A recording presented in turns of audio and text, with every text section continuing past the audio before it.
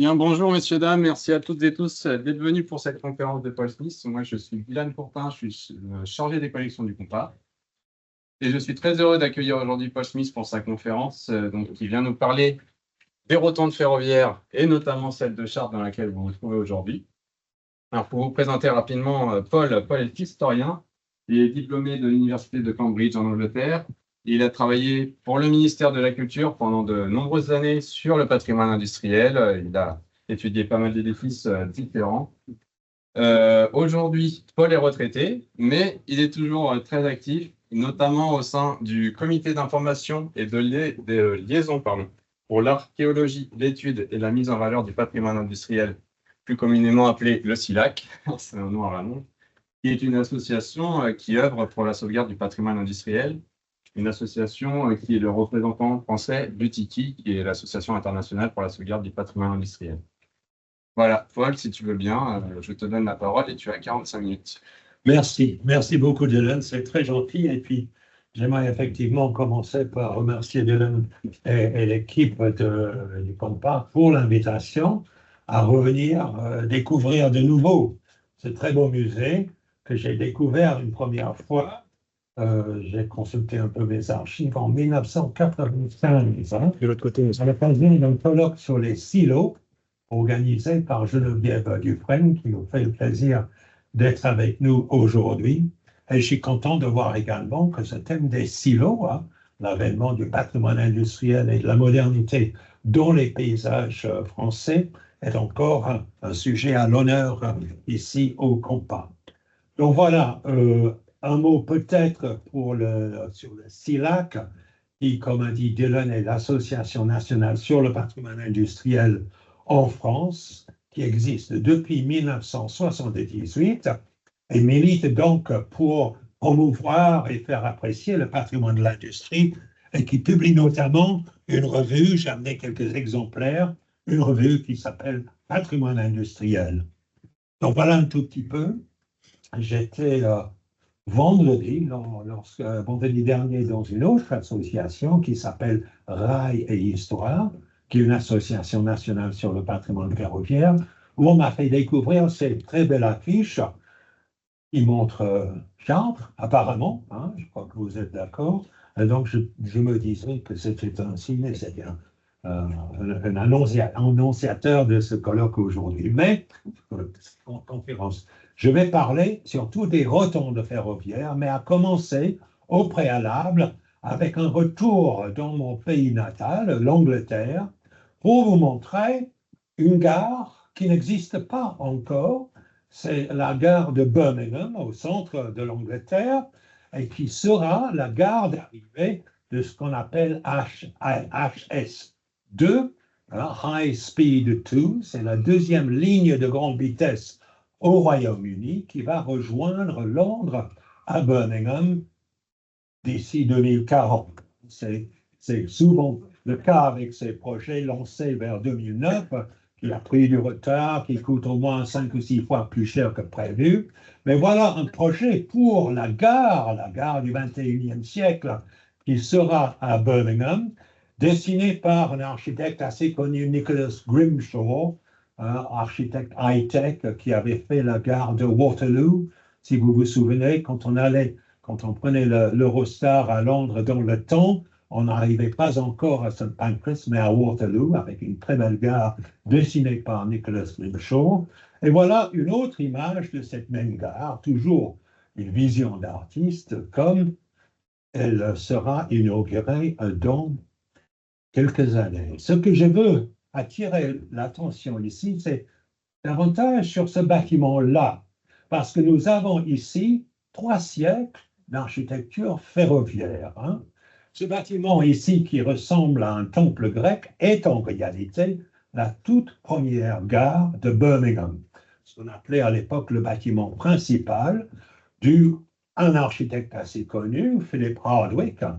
Et cette gare-là, la manifestation assez frappante de ce que c'était l'incertitude à l'époque, de qu'est-ce que c'était, à quoi devait ressembler une gare de chemin de fer. Ça ressemble à un temple grec avec ses colonnes ioniques. C'est une gare qui n'a pas fonctionné pendant très longtemps, a été assez rapidement remplacée par une autre et est devenue une simple gare de marchandises. On voit ici le côté arrivé. Là, il n'y a plus que deux colonnes ioniques avec quand même les halles avec colonnes entrantes et charpentes métalliques.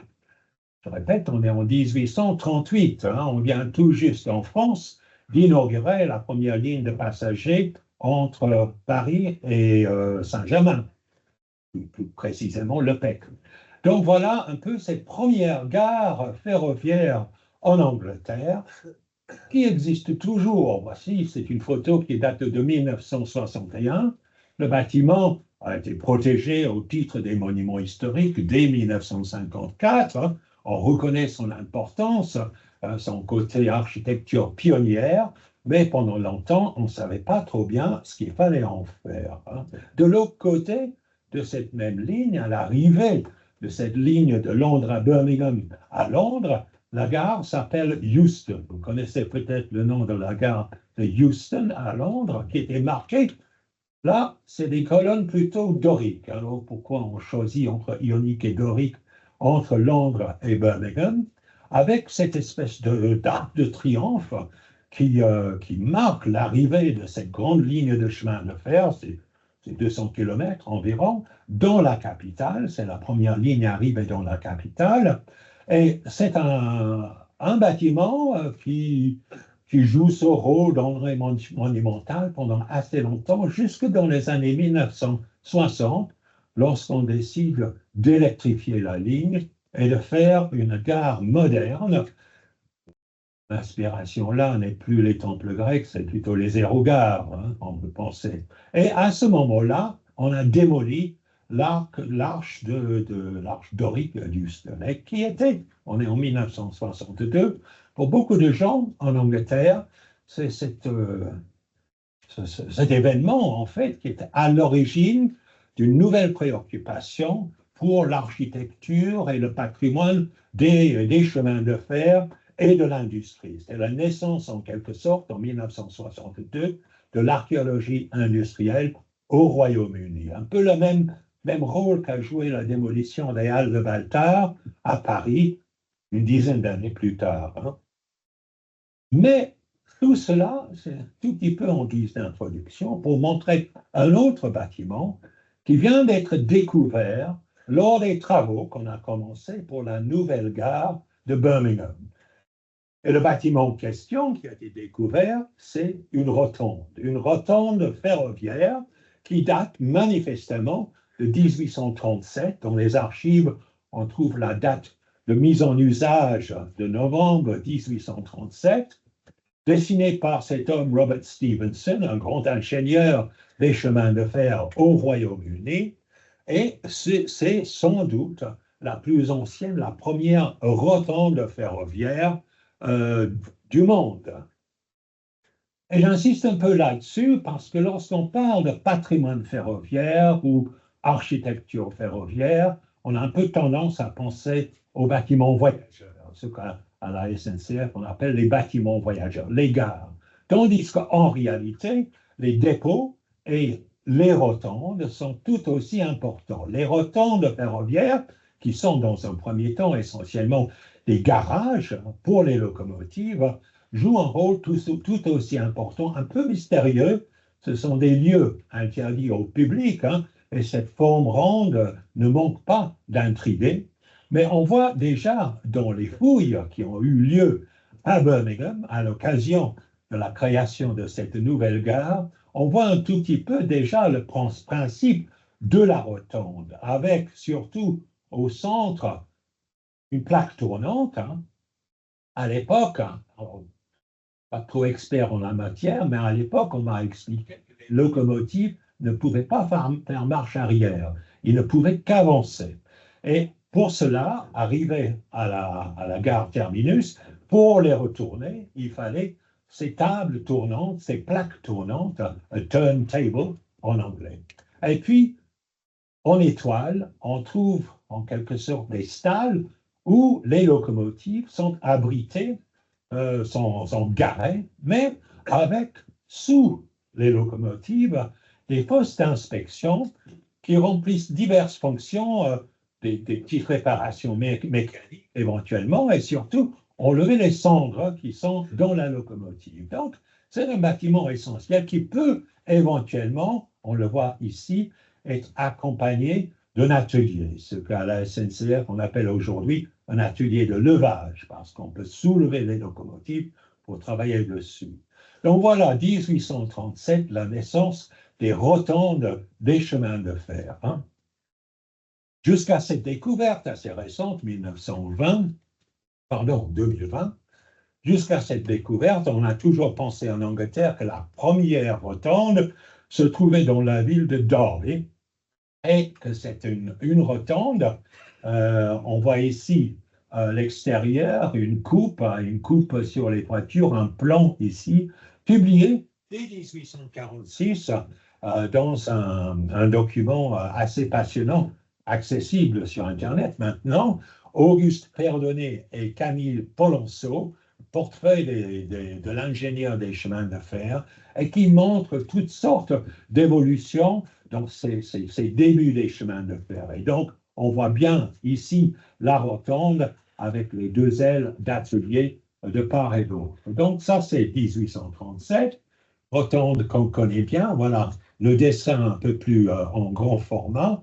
Une photo de la rotonde en usage avec ces murs, une structure polygonale avec des murs droits et ces toitures en dôme avec un lanterneau au sommet qui sert un petit peu comme cheminée d'appel hein, pour tirer la fumée qui est générée par les locomotives à l'intérieur du bâtiment. Et voilà une photo de l'intérieur avec cette structure assez spécifique avec des colonnes en fente qui soutiennent une espèce d'anneau en fente et de part et d'autre de l'anneau, une charpente en bois qui fait la couverture, la toiture de cette rotonde. Vous avez bien compris que pendant assez longtemps, ces premières rotondes sont couvertes pour bien protéger les locomotives, mais assez rapidement, on se rend compte que des anneaux ou des remises circulaires ou annulaires suffisent. Il n'y a pas forcément besoin d'abriter la plaque tournante au centre. Voilà une étude par les services du patrimoine en Angleterre de cette rotonde à Derby, avec donc les stalles qui permettaient d'abriter à peu près 28 locomotives. On pourrait mettre 2 locomotives par stalle, et puis avec l'entrée, la sortie et les ateliers de part et d'autre. Autre image, là on est un peu plus tard, c'est 1847. Là, on est à Camden, c'est au nord de Londres, et ça, la rotonde de la même ligne de Londres à Birmingham, Birmingham à Londres, cette rotonde connue où on voit un tout petit peu mieux en détail ce travail dans les postes d'inspection, d'enlèvement des cendres laissées par les locomotives. Et puis ce système de toiture un peu en coupole avec un lanternant au sommet. De l'extérieur, la rotonde ressemble à cela. Au lieu de faire une structure polygonale avec des murs droits, on a fait quelque chose qui est vraiment ronde. C'est, paraît-il, une économie de briques. Et le bâtiment, comme vous le voyez, est toujours là. On y reviendra. Ce qui est assez paradoxal, c'est que, comme les premières gares de passagers, les premiers bâtiments voyageurs, assez rapidement, le développement des locomotives a fait que cette rotonde était trop petite. C'est-à-dire la longueur des stalles était rapidement dépassée par la longueur des locomotives. En France, on n'a pas d'anciennes rotondes qui datent de cette époque, de ces débuts de la révolution ferroviaire. On trouve évidemment dans les dessins de l'époque toujours ces deux auteurs qui nous dessinent la gare d'Orléans, c'est-à-dire aujourd'hui la gare d'Austerlitz, avec sa rotonde dans la partie vers le sud. La plus ancienne rotonde française aujourd'hui serait celle-ci, qui se trouve donc à Castres. Ça date de la fin des années 60 et aujourd'hui, je n'en sais rien, elle était déjà démolie. De toute façon, elle est menacée, cette rotonde est menacée de démolition. Là aussi, on reviendra sur ce problème de pourquoi on ne peut pas les garder, ces rotondes. Aujourd'hui, peut-être la plus ancienne rotonde en France se trouve à Lyon-Mouche, le dépôt de Lyon-Mouche, créé par la compagnie Paris-Lyon-Méditerranée dans les années 1860. Aujourd'hui, c'est toujours occupé par la SNCF, mais il y a également plusieurs associations de sauvegarde du patrimoine ferroviaire qui essaient de maintenir le lieu. Il y a des associations aussi d'urbanistes qui essaient de transformer ce dépôt en un nouveau quartier de ville, mais en respectant le patrimoine existant. Donc Lyon-Mouche existe toujours, et à Autun, en Saône-et-Loire, il y a cette toute petite rotonde, donc c'est seulement quatre travées, date de la fin du 19e siècle, mais utilisée toujours par la SNCF, mais aujourd'hui comme un lieu de formation. Et là, cette petite rotonde qui a toujours son pont tournant de 14 mètres de longueur, a été protégée au titre des monuments historiques en 2000. Alors, je ne sais pas si vous connaissez un peu la législation sur les monuments historiques. Quand on dit protégé au titre des monuments historiques, on peut vouloir dire classé parmi les monuments historiques, ou on peut vouloir dire inscrit monuments historiques. Ces deux niveaux, à peu près un tiers des monuments français, qui sont 40 000 au total, à peu près un tiers des monuments protégés sont classés, les autres sont simplement inscrits.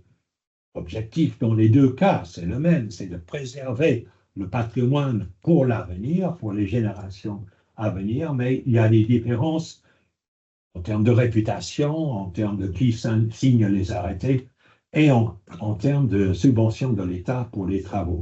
Donc, la rotonde à Autun a été inscrite tout récemment à la demande une demande sociale, en fait, une demande associative pour sauver ce bâtiment qui paraissait intéressant. On peut revenir en 1984, qui est la date d'une grande campagne de sauvegarde du patrimoine ferroviaire en France. Vous vous souvenez peut-être, on est au début des années de l'ère Mitterrand, nouveau ministre qui s'appelle Jacques Lang, est un ministre qui est très préoccupé par ce qu'il appelait à l'époque les nouveaux patrimoines. Par nouveau patrimoine, il entendait le patrimoine de l'industrie, le patrimoine des cafés et des bistrots parisiens, et bien évidemment le patrimoine ferroviaire. Et à l'époque, le directeur du patrimoine, qui s'appelait Jean-Pierre Weiss, c'était un ancien ingénieur polytechnicien, qui est plutôt rare pour le directeur du patrimoine, et il avait une sensibilité spéciale, particulière, pour ce patrimoine des chemins de fer. Et donc, il y a eu une grande campagne de protection en 1984. On est peu de temps après une grande exposition à Beaubourg qui s'appelait Le temps des gares. Enfin, vous trouverez le catalogue assez facilement, une exposition organisée par le CCI et qui a un peu fait date et qui a attiré l'attention sur cette architecture ferroviaire jusqu'alors peu considérée comme étant partie du patrimoine national. Et parmi les protections de 1984, on trouve cette rotonde à Chambéry. C'est l'une des plus remarquables en France. C'est très, très grand. Il y a un diamètre de plus de 100 mètres. C'est construit par le PLM vers 1910. L'entreprise Fourchambault fournit la structure métallique. Et comme vous le voyez, c'est entièrement couvert parce que on est près de la montagne, donc il y a des problèmes de neige. Donc ça a été protégé en 1984. À l'intérieur, ça continue à fonctionner comme une rotonde, ce que la SNCF appelle aujourd'hui des technicentres, c'est-à-dire qu'il y a des travaux de réparation et encore un peu des travaux de stockage des locomotives avec une charpente métallique assez extraordinaire charpente tout en rivets, comme ici d'ailleurs, qui a été restaurée assez récemment, tout un travail parce que de nos jours, ces techniques de réparation des rivets sont un peu perdues en fait. Hein. Aujourd'hui, pour réparer le métal, on a tendance à souder en fait. Mais les rivets, comme sur la Tour Eiffel par exemple, c'est un savoir-faire qui n'a pas entièrement disparu et qui a été nécessaire pour la restauration de la magnifique coupole de cette rotonde de Chambéry. Il y a quelques véhicules assez spectaculaires. Il y a celui-là qui, vous devinez peut-être un peu, c'est comment dire, un chasse-neige en fait. Enfin, c'est pour enlever la neige des voies. Et ici, c'est le 2CC2 30402 qui est une locomotive électrique, qui est soigneusement préservée, remis en état de marche par l'Association pour la préservation du matériel ferroviaire savoyard, qui occupe une partie de cette rotonde de Chambéry. Ce qui est intéressant, c'est que Chambéry est aujourd'hui une ville d'art et d'histoire. Et vous le savez peut-être, les villes d'art et d'histoire doivent avoir des centres d'interprétation de l'architecture et du patrimoine. Et le centre pour la ville de Chambéry est dans une partie de la rotonde. Et on voit ici, par exemple, des scolaires en train de faire des études sur, sans doute, l'histoire de l'architecture métallique, dans 3 ou 4 travées de cette rotonde, donc qui dépend de la ville de Chambéry et qui fait visiter la rotonde quand elle peut. Ce qui est un peu dommage à Chambéry, c'est que l'atelier de levage qui jouxte la rotonde de 1910 date un peu plus tardivement, des années 1920-1930, on le voit ici, et fort malheureusement, cet atelier de atelier de levage avec sa charpente en béton armé, qui à mon avis, a beaucoup de qualités, beaucoup de qualités structurelles et morphologiques, cette partie-là, toujours en usage, vous le voyez, et vous le voyez ici, vous voyez le levage du train, là, cette partie-là de la rotonde n'est pas protégée au titre des monuments historiques. On a protégé que la rotonde, et ça, c'est l'un des problèmes avec la protection, c'est très précisément qu'est-ce qu'on a gardé, et surtout, avec l'évolution de notre regard, on a de plus en plus envie de protéger non pas des bâtiments individuels, mais, pour ainsi dire, des paysages ferroviaires avec différents bâtiments de différentes époques. Hein. Autre rotonde assez spectaculaire qui date de 1903, là c'est la Compagnie de l'Est, est à Longueville. Je ne sais pas si vous connaissez. C'est aussi le lieu d'une association, AGECTA, l'Association des jeunes pour l'entretien et la conservation des trains d'autrefois. Et c'est les bénévoles qui, un peu comme ici d'ailleurs, font beaucoup de temps le week-end, le soir, pour entretenir, réparer, remettre en état de marche toute une collection de locomotives à vapeur. C'est une association de bénévoles, hein. Enfin, vous les connaissez, les bénévoles passionnés et les passionnés bénévoles, hein.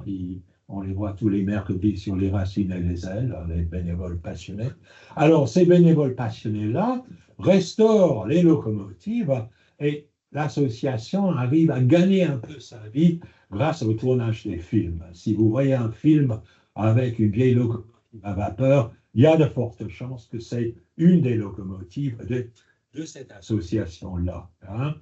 Une photo, je trouve, assez dramatique, assez belle, qui montre cette sélection de locomotives dans cette rotonde de Longueville, c'est à l'est de Paris, date de 1903, donc je l'ai déjà dit, tout en bois. C'est une rotonde, structure bois, et qui est en cours de restauration aujourd'hui. Et là, on voit, ça doit être les journées européennes du patrimoine, à quel point les locomotives en vapeur attirent des foules importantes à cette rotonde. hein. Encore une protection qui date de 1984, une rotonde beaucoup plus récente, hein, une rotonde qui date de tout de suite après la Deuxième Guerre mondiale. C'est donc une rotonde SNCF, hein. Et c'est conçu par un ingénieur assez connu, Bernard Lafaille, qui est un grand ingénieur du béton et du béton armé, et qui était commissionné par la SNCF au lendemain de la Deuxième Guerre pour mettre au point à Avignon un prototype pour la reconstruction des rotondes détruites par bombardement pendant la Deuxième Guerre mondiale. Bien évidemment, pendant la guerre, ces dépôts ferroviaires étaient des cibles stratégiques pour les raids aériens des Alliés. Donc, il y a eu beaucoup de rotondes à remplacer dans ces années, deuxième moitié 1940-1950. Et voilà la rotonde avec un dessin d'architecture qui vient des archives Lafaille, de cette rotonde à Avignon, qui donc a été achevée, enfin on voit un tout petit peu, toujours pour des locomotives à vapeur. On trouve que l'architecture commence à faire un peu locomotive électrique peut-être, mais on est toujours à l'ère de la vapeur, du moins jusque dans les années 60, et donc cette magnifique rotonde d'Avignon, j'ai visité il n'y a pas très très longtemps, on s'arrête, on rentre, on ne frappe pas à la porte parce qu'il n'y a pas de porte, mais tout de suite quelqu'un vient vous voir, qu'est-ce que vous faites là, etc. Et je dis, bon, je viens visiter la rotonde, et le type, la SNCF, il me dit, ah oui, vous savez, ici c'est protégé au titre des monuments historiques, hein. Allez, on va vous donner une veste de visibilité, un casque et venez avec moi. Bref, il y a une fierté de la protection MH de ce monument ferroviaire. Un monument ferroviaire, donc, qui a servi de modèle pour à peu près 18 autres à travers tout le territoire national. Voilà, une vue de l'intérieur avec la plaque tournante, avec là des locomotives électriques. Mais à Longo, c'est juste à côté d'Amiens, il y a un autre rotonde de la Faille, vous le voyez là, ce n'est pas cette fois-ci une rotonde entièrement circulaire comme la rotonde d'Avignon. En réalité, Avignon était la seule à avoir une forme entièrement circulaire. Les autres rotondes de la Faille sont des segments de cercle comme à Longo, qui a été protégé assez récemment en 2003. Et là, c'est à Villeneuve-Saint-Georges, encore une de ces rotondes. Je montre simplement, c'est un grand photographe de l'inventaire général qui s'appelle Stéphane Asseline qui a fait des photos. On a mis une de ces photos sur la couverture de cette revue qui est spécialisée un peu dans le patrimoine industriel ferroviaire. Et donc, de belles photos qui montrent cette rotonde qui, celle-là, n'est pas protégée parmi les monuments historiques, mais un label architecture contemporaine remarquable. Enfin, vous savez, le ministère invente des labels parce que ne peut pas protéger tout, hein. Je pense que les labels, ça peut suffire. À Laon, inscrit en 2015, hein, là, une rotonde de la Faille entièrement à l'abandon, entièrement en ruine, et sans projet, qu'est-ce qu'on peut en faire? Et là, donc, on arrive à cette question qui est, pour ainsi dire, une deuxième partie de l'intervention, pour dire, effectivement, aujourd'hui, les rotondes ferroviaires n'ont plus d'utilité. Pour la SNCF et pour les trains que nous prenons aujourd'hui, ce sont des trains qui marchent dans les deux directions, qui sont indémontables. Il n'y a plus d'histoire de locomotive séparée d'une succession de wagons ou de voitures. Ce sont indéformables, sont automotrices, et c'est vrai des TGV et des TER. Et donc, ces rotondes avec leur petite stalle comme ça ne sont plus fonctionnelles. Alors donc, on trouve un peu partout là, par hasard des visites, c'est près de Berlin, des rotondes à l'abandon, en raison justement de ce que je viens de dire, tous ces trains qui de nos jours pour être garés, ont besoin de grilles, on appelle ça des grilles, c'est une succession de voies parallèles ou des abris, des technicentres qui sont d'immenses rectangles. La rotonde a perdu partout où il y a des chemins de fer, a perdu son utilité. Alors parfois, la SNCF essaie de faire des compromis. C'est un cas à Marseille. À Marseille, la gare de Saint-Charles, à Marseille, il y a cette rotonde, rotonde Potrier, ça s'appelle. C'est une rotonde PLM de 1889. La gare de Saint-Charles est à peu près là, en bas. Vous connaissez peut-être la Belle de Mai, qui ne doit pas être trop loin par là. Et cette rotonde-là était menacée par la SNCF qui voulait faire des quais pour des trains. Et donc, il y a eu un mouvement de protestation. Voilà une vue extérieure de cette rotonde, une vue intérieure avec le pont tournant, et un mouvement de protestation dans la presse ou dans notre revue sur le patrimoine industriel. Et en fin de compte, la SNCF a trouvé la solution suivante, c'est-à-dire que la toiture avec les colonnes en fonte est préservée, mais au niveau des voies, les quais, ils vont tout droit, comme vous le voyez ici, ils vont tout droit, ce qui fait que la rotonde est un peu comme un ovni posé sur les rails sans qu'on comprenne trop bien pourquoi. Sans la plaque tournante, évidemment, le sens des lieux est un peu perdu. Alors, la SNCF est très fière d'avoir préservé le patrimoine.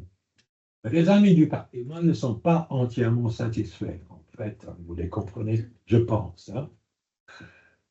Alors, que faire des rotondes désaffectées? Que faire de toutes ces rotondes qui ont perdu leur fonction première? Alors, l'une des solutions assez fréquentes, c'est d'en faire des musées.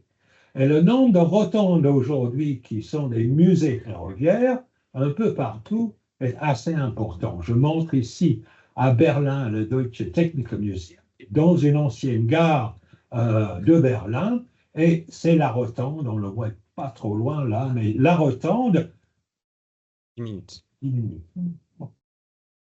La rotonde donc sert aujourd'hui de musée pour des locomotives à vapeur et autres. Là, on est à Barcelone, même histoire, Barcelone, le musée du chemin de fer de Vilanova, une rotonde avec, voilà, vous voyez à l'intérieur, on reconnaît la charpente métallique très proche de ce qu'on a ici.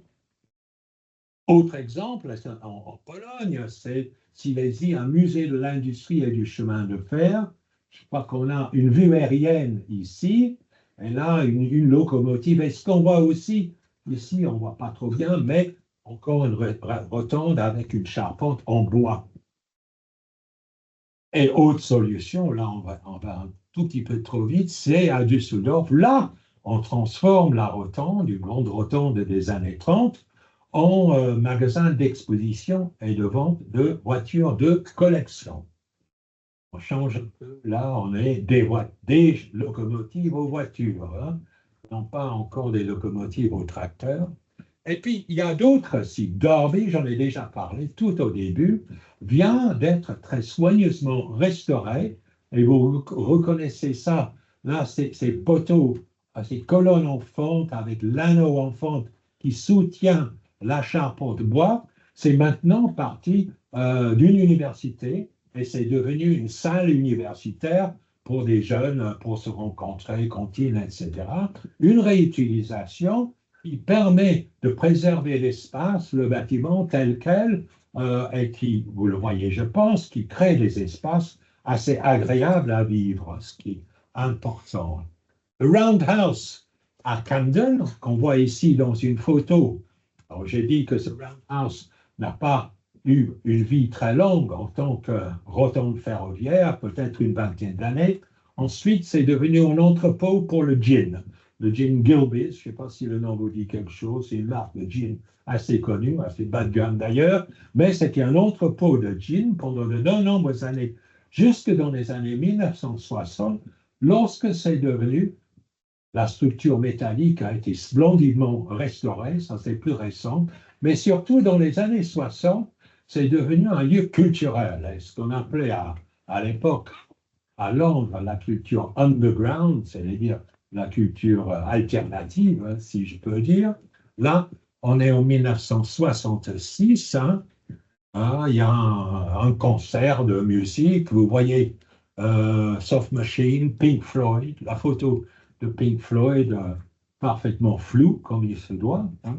Et donc, c'est devenu un lieu alternatif qui profite, qui exploite l'espace existant et qui permet à cet espace de perdurer. Aujourd'hui, c'est encore un espace culturel. Hein.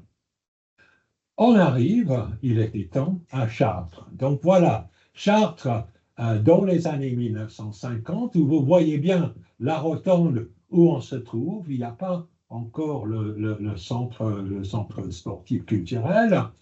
On le voit là, en revanche. Hein. Et voilà, donc, notre rotonde, une photo, une vue aérienne grâce à Google Earth, hein, qui est un outil absolument remarquable. Alors, il faut que j'avoue que sur l'histoire de cette rotonde, j'avais envie de pousser des recherches et je n'ai pas eu l'occasion. Pour une raison, c'est que les archives de la SNCF au Mans, pour des raisons qu'ils n'aiment pas trop expliquer, mais ces archives-là sont aujourd'hui fermées au public. Hein. J'avais fait une demande il y a des mois de cela. Est-ce que vous avez des choses autour de Chartres? De côté, monsieur. Hein? On me promettait une réponse dans les 5 semaines et je l'attends toujours.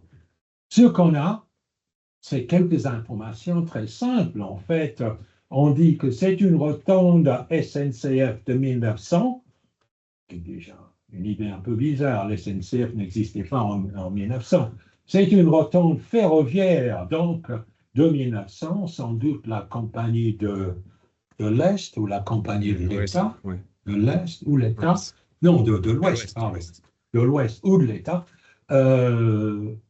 Mais effectivement, il reste des recherches à faire. On a des photos de la rotonde en usage. On voit là sa plaque tournante. On le voit, il est encore là. Mais là, à partir des années 60, avec l'électrification de la ligne, cette rotonde est abandonnée, utilisée, comme vous le voyez ici, par le service des bus de la ville, un peu comme parking.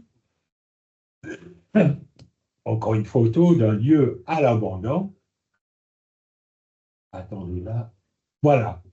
Et c'est là où il faut revenir donc un tout petit peu sur l'histoire du compas. Alors, je ne sais pas, enfin, je le ferai beaucoup mieux de moi, mais juste pour rappeler très rapidement, le compas, ça naît d'une idée en 1977, je pense. Une idée, il faut que je cherche les notes là.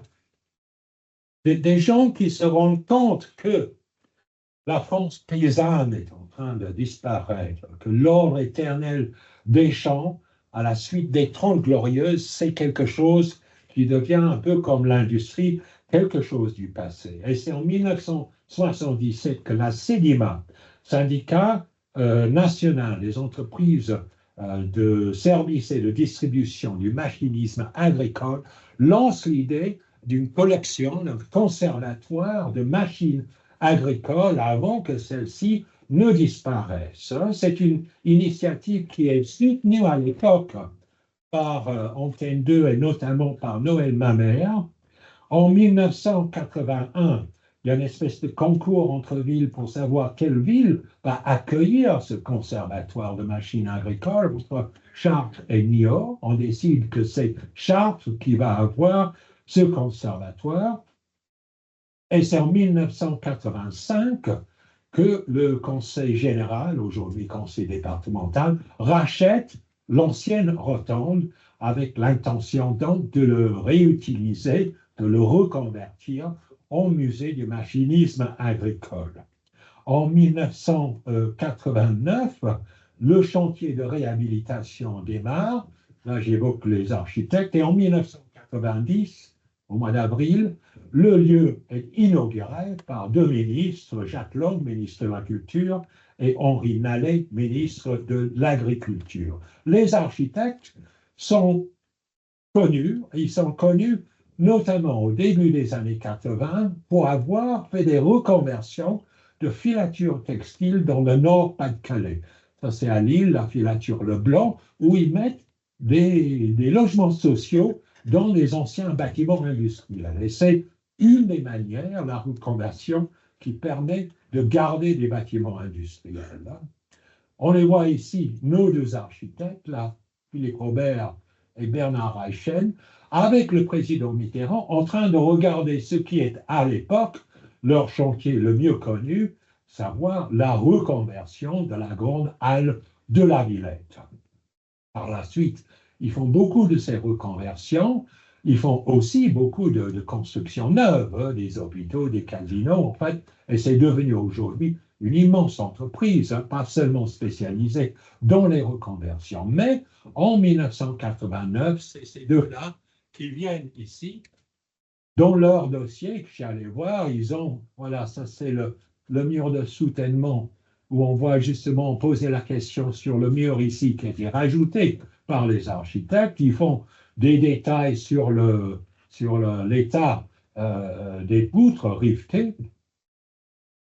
Il y a des photos aussi de collections de machines agricoles, mais ça, je n'arrive pas à savoir si c'est sur place ou dans un autre lieu. Ça, ils ont peut-être vu, simplement choisi quelques photos anciennes pour avoir une idée de ce qu'il fallait abriter. Et des photos encore de l'état des bâtiments avant le chantier. Donc, vous le voyez très bien avec donc, voilà, le mur extérieur où il y a un autre mur au-delà. Et puis, leur projet.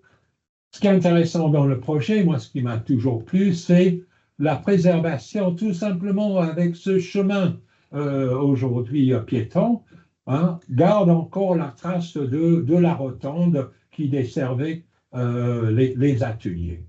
Voilà, vous le reconnaissez maintenant, voilà l'entrée qu'ils ont créée. À l'intérieur, ils donnent quelques esquisses de ce que va être. Ça m'a intrigué un peu parce que ils mettent un avion. Alors, je ne sais pas si vous imaginez le dusting, comment on nettoie les crottes. On pense à North, pas Northwest. Enfin, bon, bref, vous voyez ce que veut dire des avions qui survolent les moissons. Alors, il y a un avion, mais aussi d'autres machines. Et voilà un petit peu, c'est des photos donc de l'époque de la reconversion, 1990, avant la refondation et la recréation de la muséographie en 2016. Hein. À l'époque, alors là, c'est l'époque où Geneviève a organisé ici un colloque sur les silos, hein, et Jean-Marc Providence et Mireille Bonnebat ont fait toute une histoire qui raconte cette reconversion et comment le bâtiment a été sauvé. Et comme on dit, merci pour votre attention.